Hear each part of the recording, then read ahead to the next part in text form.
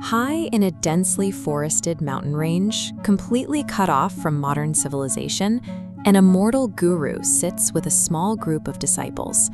This is Lord Hanuman, imparting ancient knowledge to the isolated Matang tribe. One of his disciples, a young man named Urva, is struggling with a concept.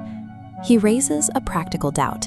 If precious gemstones are buried deep under the crushing weight of the ocean floor, retrieving them is physically impossible. Lord Hanuman simply smiles. He tells Urva that his skepticism sounds exactly like a monkey named Nala from a very long time ago. Thousands of years ago, Lord Ram assembled an army of millions of monkey warriors to march on Lanka. But standing between this force and their destination was a vast, impassable ocean. Even with millions of capable soldiers, progress halts entirely when the mind accepts a physical barrier as absolute. The sheer scale of the water paralyzed the army's commanders. The army's commander, Sugriva, states the obvious: crossing the sea cannot be done. But Lord Ram stays calm and points to Nala. Nala is a highly skilled builder, but his expertise is limited to making small bridges from one tree to another. Nala is terrified by the suggestion. Yet, when Lord Ram looks directly into his eyes, a sudden surge of divine confidence washes over him. Caught in that momentary rush, Nala publicly announces he will build the bridge. Out on a small boat with Lord Hanuman, reality sets in.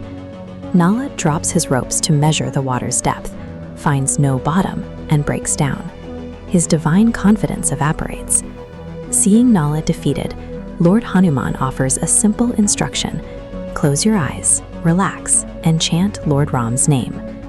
While Nala chants, Hanuman notices something odd. A strange crocodile is watching them from the water. Instead of attacking, it quietly observes. Hanuman decides to ignore it, focusing entirely on Nala and the work at hand.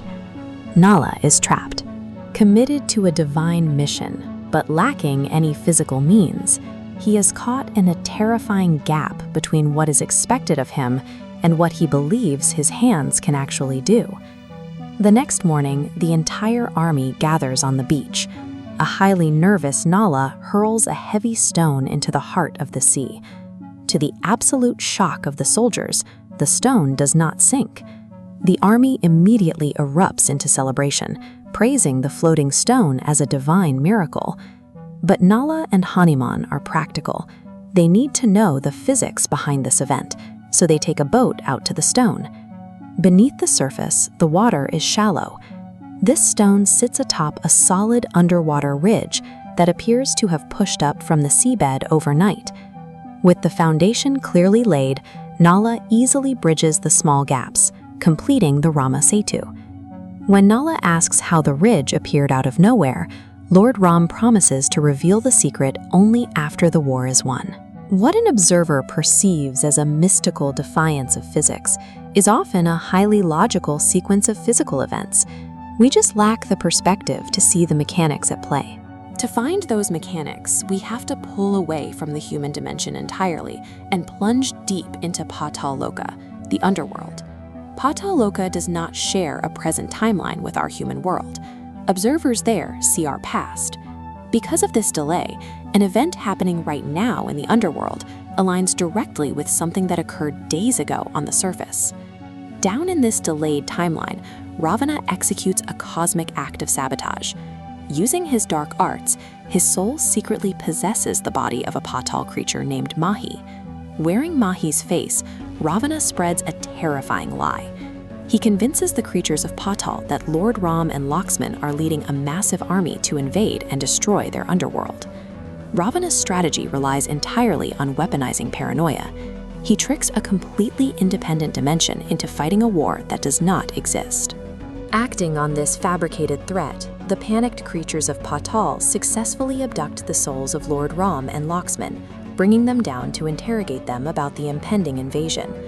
During the interrogation, Lord Ram launches a psychological counterattack. He locks eyes with the Paatal seer and projects an image of fire directly into his mind, severely spooking the interrogator. Rattled and desperate for intelligence, the seer decides to check on the human army's progress.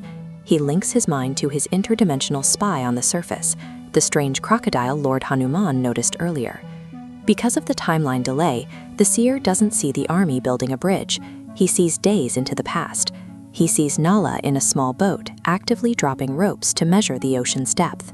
Seeing Nala dropping ropes into the deep water, the seer arrives at a terrifying conclusion.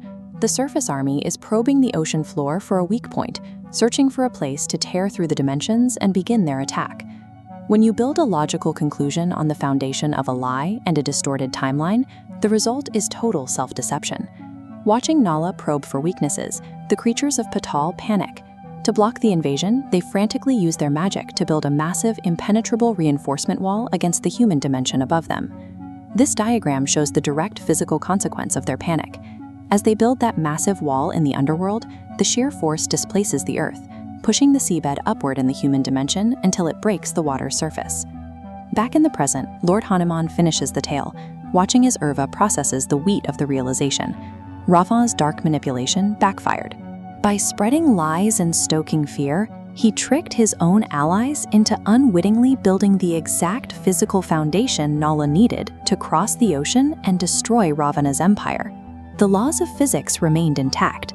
By channeling his enemy's paranoia, Lord Ram secured the physical foundation Nala needed, proving that even the most impassable barriers can be dismantled from within.